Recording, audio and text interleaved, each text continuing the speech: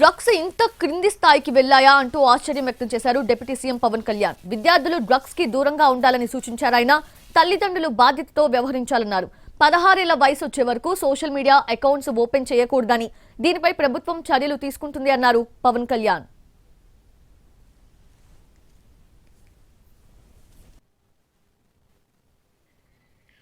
Drugs ఎలా ఉంది నాకు నిజంగా చాలా ఆశ్చర్యంగా ఉంటుంది.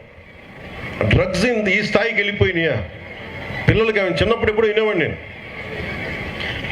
అది ఒక దేశాన్ని చంపేయడం అంటే మత్తు మందుకి అలవాటు చేస్తే దేశం చచ్చిపోతుంది. మీకు ఓపియం వార్ తెలుసు, మీరు చిన్నప్పుడు మీరు పాఠాల్లో ఉంటాయి మీకు.